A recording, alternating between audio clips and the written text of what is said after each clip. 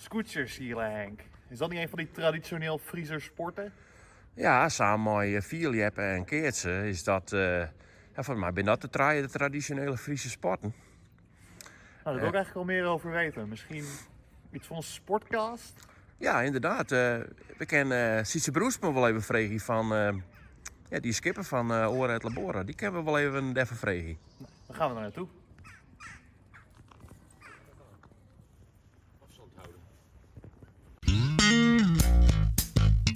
Goedemiddag.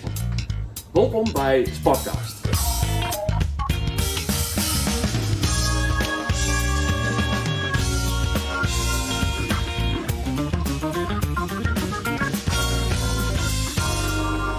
Het is weer al hier nice vanuit de Friese sportwereld.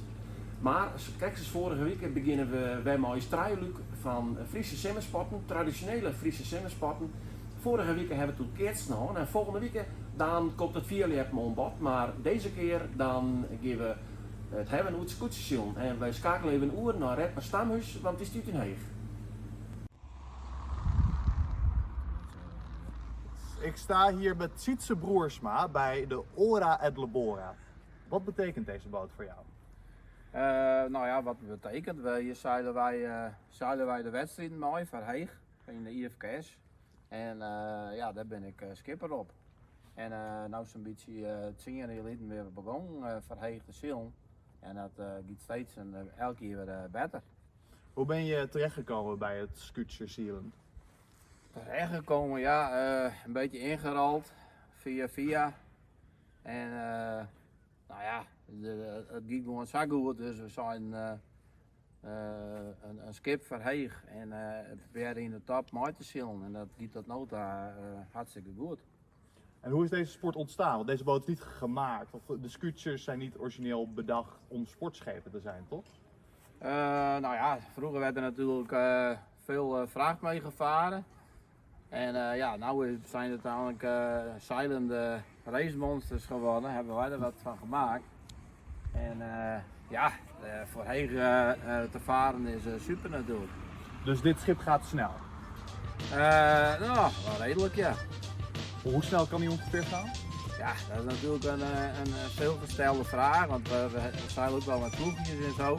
En dan is het, ja, hoe snel gaat dit schip ongeveer? Nou ja, dan zeg ik ook altijd vanuit, gek scherend van, probeer er maar bij te zwemmen. Maar reken maar in kilometers zeg maar tussen de 15 en 25 kilometer per uur. En wat is het ideaal scootserweer? Ideaal scootserweer? Mooi windje, 3 tot 4, zonnetje erbij, constante wind. Nou ja, dat is het ideaal plaatje zeg maar. En dan kunnen de mensen ook mooi kijken naar zo'n scootersport. Nou ja, zie je dat het een drijfpartij is natuurlijk, dan is er niet zo heel veel aan om te zien. En hoe meer wind, hoe spectaculairder als het is natuurlijk. Ja, over spectaculariteit gesproken. Wij staan hier natuurlijk vandaag voor een project met Crescendo. Ja. Nou, Crescendo heeft hier volgens mij ook wel eens iets uitgevoerd. Ja, nou ja, we zijn 2 jaar geleden zijn we gevraagd om een beetje voor het achterdecor, zeg maar, om het schip hier achter ons neer te zetten. En het mooiste had geweest, we hadden het zeil een beetje nog een paar meter erbij, want er stond dan wel aardig wind. Maar toen is het gewoon als decoropvulling hebben we het, daar kan zo'n schip natuurlijk ook prachtig voor gebruikt worden. Blueskel aan mijn knopjes, 15 knopjes links en blauw.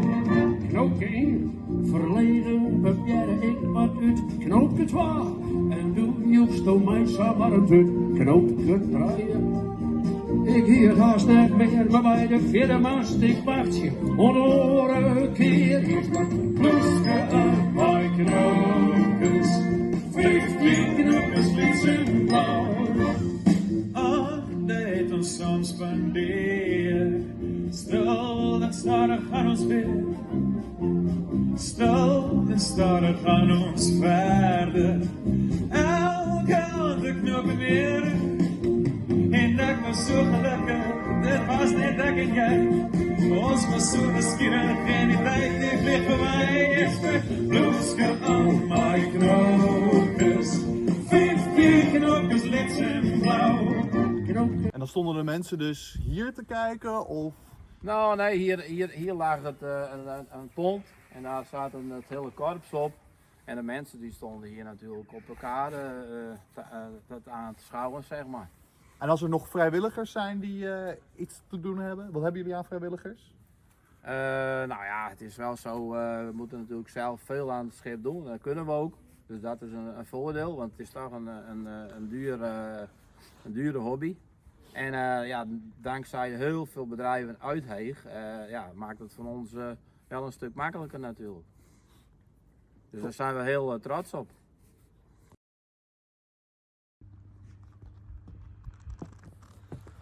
Ik had niet zo verwacht dat een klein dorp als Heeg zoveel cultuur en traditie erin gestopt zou hebben.